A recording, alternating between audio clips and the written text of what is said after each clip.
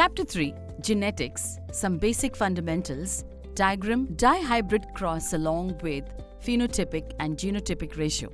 Hello friends and welcome back everyone. Today we are going to understand this detailed diagram that illustrates the dihybrid cross, showing both phenotypic and genotypic ratios in the F2 generation. Let's go step by step and analyze every part of this figure. In the beginning, we see a cross between two pea plants with different traits that are round and yellow seeds represented as capital RRYY and wrinkled and green seeds represented as small rryy. This is a paternal generation. Now, when these two plants are crossed, as a result, they produce offspring in the F1 generation, which are all round and yellow, capital R, small r, capital Y, small y, due to dominant traits being expressed.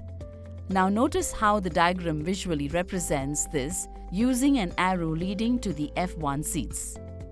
As we move down, we reach the F1 generation, where we have plants with the genotype capital R, small r, capital Y and small y. Now when these plants are allowed to self-pollinate, we get the F2 generation. Friends, as we move ahead, focus on this large grid at the bottom. This represents the second or the F2 generation. Look at this large 4x4 grid. It contains 16 squares in total, each representing a different genetic combination that can result from the cross. Every square is a possible outcome of fertilization between male and female gametes. From this, we obtain 4 different phenotypic combinations. 9 out of 16 squares show round and yellow seeds.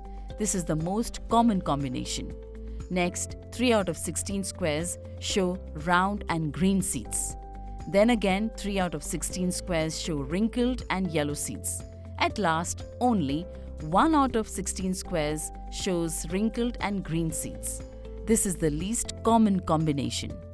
This results in the well-known 9:3:3:1 phenotypic ratio, which is clearly labeled in the diagram. The genotypic ratio is very complex. That's all about the diagram of the dihybrid cross. By studying and practicing with it, you can master the simple concept in no time. See you soon with more interesting concepts. Till then, stay curious and happy learning.